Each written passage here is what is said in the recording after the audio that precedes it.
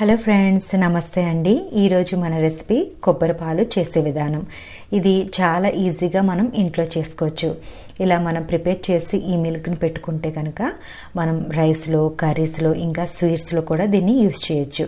అంతేకాకుండా ఎవరికైతే hair loss అవుతుందో వాళ్ళు కూడా ఈ మిల్క్ని డైరెక్ట్గా తీసుకోవచ్చు. మరి తయారు చేసే విధానం చూద్దాం. ఇక్కడ నేను 2 కొబ్బరికాయలు యూజ్ చేస్తున్నానండి. ఆ 2 కూడా తీసుకుని వెళ్ళి మనం ఫ్రిడ్జ్లో పెట్టుకుంటే ఓవర్ నైట్ మనకి ఈజీగా దాని మీద ఉండే షెల్ బ్రేక్ అయిపోతుంది.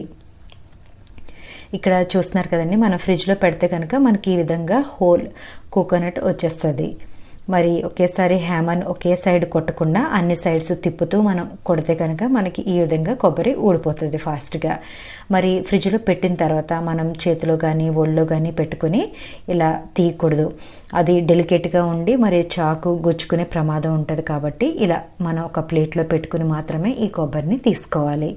ఇలా కొబ్బరి మనం పెట్టుకుని తీస్తే కనుక ఇక్కడ చూసారు కదండి, మనకి ఎక్కడ కొంచెం కూడా కొబ్బరి వేస్ట్ అవ్వకుండా ఈజీగా ఇంకా త్వరగా మనం తీసుకోవచ్చు. ఇలా రెడీ చేసుకున్న కొబ్బరి ముక్కల్ని చిన్న చిన్నగా మనం కట్ చేసుకుని రెడీగా పెట్టుకోవాలి. ఇలా కొబ్బరి ముక్కలన్నీ మనం కట్ చేసుకున్న తర్వాత ఒక మిక్సీ జార్ తీసుకోవాలి. అందులో మనం కొబ్బరిని కొద్ది కొద్దిగా వేసుకొని గ్రైండ్ చేసుకోవాలి. ఇలా ఫస్ట్ కొన్ని ముక్కలు వేసుకుని తర్వాత మూత పెట్టుకుని మనం దీన్ని గ్రైండ్ చేసుకోవాలి. మరి ఒకసారి మనం గ్రైండ్ చేసుకున్న తర్వాత మళ్ళీ మూత ఓపెన్ చేసి కొద్దిగా వాటర్ యాడ్ చేసుకోవాలి. సెకండ్ టైం మనం వాటర్ యాడ్ చేసుకుని దాన్ని స్మూత్ పేస్ట్ లాగా రెడీ చేసి పెట్టుకోవాలి. మరి ముందే కనుక మనం వాటర్ వేస్తే కొబ్బరి మనకి నలగకుండా అక్కడక్కడ కొబ్బరి ముక్కలు ఉండిపోతుంది.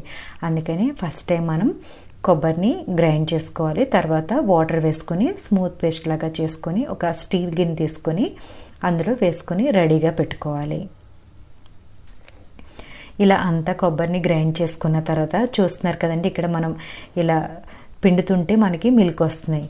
కానీ మనం ఇలా తీయకూడదు. ఇందులో కొంచెం హాట్ వాటర్ యాడ్ చేసుకోవాలి. లూక్ వామ్ వాటర్ కానీ లేకపోతే కొంచెం వేడి నీళ్ళు కానీ వేసుకుని ఒక్క నిమిషం మనం ఆగి తర్వాత మరొక స్టీల్ గిన్నె తీసుకుని అందులో ఒక పెద్ద ఫిల్టర్ లాంటిది పెట్టుకుని ఈ కొబ్బరి వాటర్ అంతా కూడా అందులో వేసుకుని గట్టిగా మనం దాన్ని ప్రెస్ చేస్తూ ఉంటే కొబ్బరిని మనకి అందులో ఉన్న పాలంతా కూడా చక్కగా వచ్చేస్తుంది. ఈ విధంగా మనం తీసుకోవాలి. మనం వాటర్ యాడ్ చేయకుండా డైరెక్ట్గా మిల్క్ మనం తీస్తే కనుక అవి చాలా థిక్గా ఉంటుంది. మనం కర్రీస్లో కానీ రైస్లో కానీ యూస్ చేస్తే కర్రీస్ మాడిపోతుంది. ఇంకా మనం రైస్లో యూస్ చేస్తే కనుక రైస్ కూడా సరిగ్గా ఉడకదు. అందుకనే మనం ఇలా వాటర్ యాడ్ చేసుకోవాలి. ఇలా మనం ట్వైస్ చేసుకోవాలండి.